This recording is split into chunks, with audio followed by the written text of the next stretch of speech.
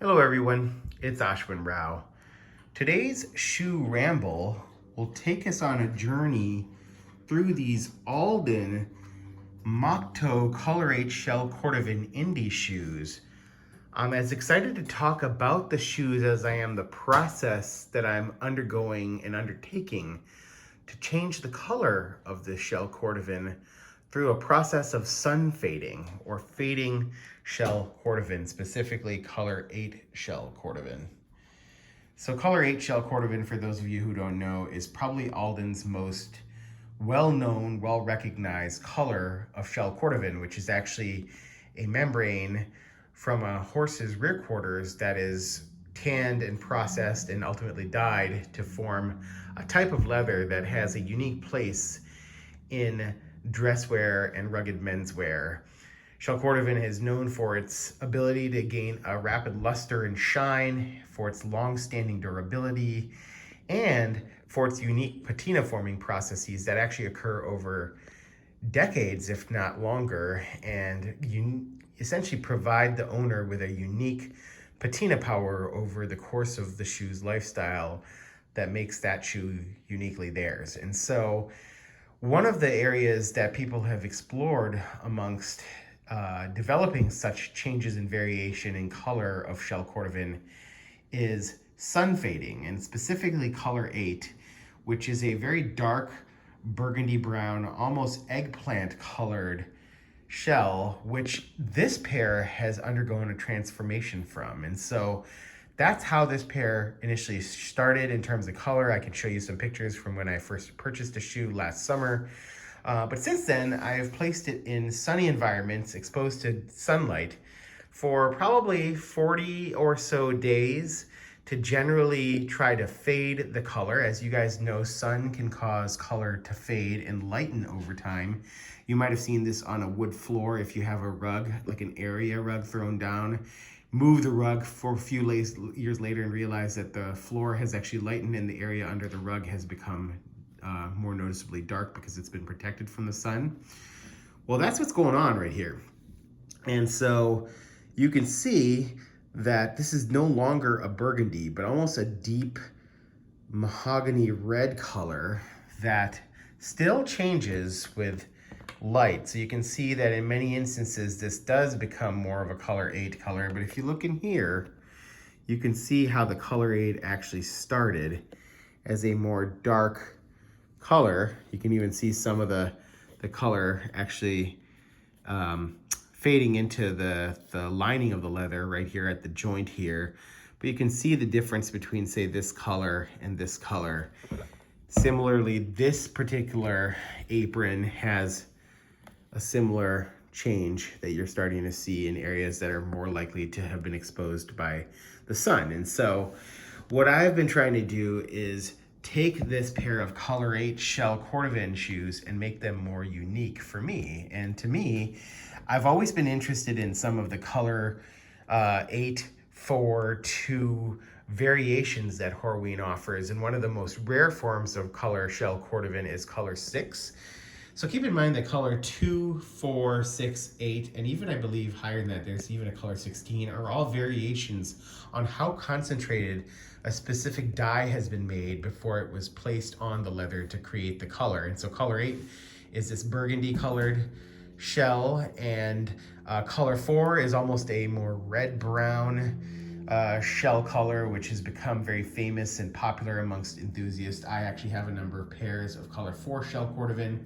Color 2 shell is almost a ruby red, and actually Carmina calls it ruby Shell Cordovan. But color 6 is a pair that I became interested in browsing through different variations of the Alden and other Shell Cordovan communities and seeing some of these fadings, and recently discovered that that actually Horween does produce color 6 Shell Cordovan. That was used by a makeup that David Levin, Shell Veg, posted in a pair of full strap penny loafers from Acme Shoemaker, who really did a beautiful job with their particular color 6 shell, which is a really rich dark red brown color, almost like I say a mahogany, but with more red undertones. And so I've actually been aiming this pair to have that color. And as you can see, this leather has a slightly lighter color to it. If you guys are familiar with Color 8 Shell, you're gonna rapidly recognize that this is a lighter version of that. And that's because of the fading process. So what are some of the pitfalls on fading Shell Cordovan? Well, keep in mind that when a leather is dyed, as much as we'd like to think that the dyeing process occurs evenly through the shoes, that's not always the case. And you can see if you peer in here that there are some variations on the depth of color, even across particular parts of this leather. It's really hard to see in that pair, but in this pair you can certainly see, well, that's a little lighter. This area here has become a little darker. So you have to be careful about how you fade your shoes. And I do a lot of frequent rotations to try to even out the sunlight to make sure that at least that variable, which I can control, has consistency about it to allow all parts of the shoe to gain the same light exposure and fade similarly. But as I continue to fade, I had to fade some areas a little bit more than the others, basically expose those areas more to light to bring them in line with the lightness developed in other areas. So it's not as trivial a process as you would think, but there are people and internet discussions dedicated to fading Color 8 and other Shell Cordovans. And I think it's something that's fun if you guys decide you are interested in Shell Cordovan and interested in vintage leathers or just patina in general. You may come across these discussions and maybe you'll come across this video. I certainly hope you have as part of your own journey.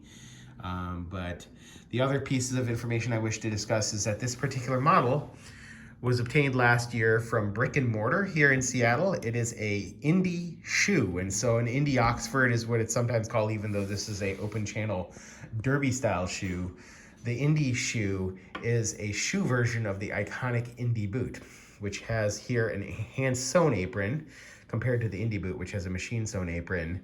And this is a low-top shoe compared to a medium boot or a low-cut boot, which is the Indy boot. This is considered the Vashon model, which is from Brick and Mortar, who specializes in Alden makeups based out of Seattle, Washington, who do an amazing job. Yenny, Jeff, Sean and the group there are just awesome if you ever want to pick up a really unique pair. The thing I love about Brick and Mortar's makeups are that they have this lovely variation, like antique edge dressing and color changes that really match modern aesthetic. And then they carry cool makeup such as this with a commando sole. This is a pretty classic commando sole from Alden. So Alden primarily sells through brick and mortar facilities throughout the US, and Brick and Mortar is one of my favorites. I hope that they come across this video as well, because they'll see how this shoe has aged from its original eggplant color to this more rich red-brown color. And yeah, Color 8 Shell. Give it a look, maybe give it a fade, and I hope you enjoyed this video. We'll pull in for the last few seconds to look at this beautiful hand-sewn apron done by Alden and the beautiful rolls and aging that about a year's worth of wear while placed in shoe trees has achieved in terms of coloring. So this is basically turned into a Color 6 Shell.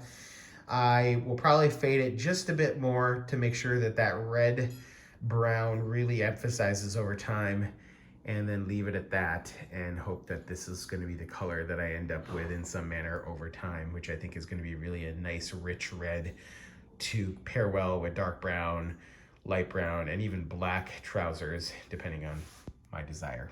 So Alden Shoe Company, Brick and Mortar, Indy Oxford, Color 8 Shell, faded to Color 6. Have a good one. Bye-bye.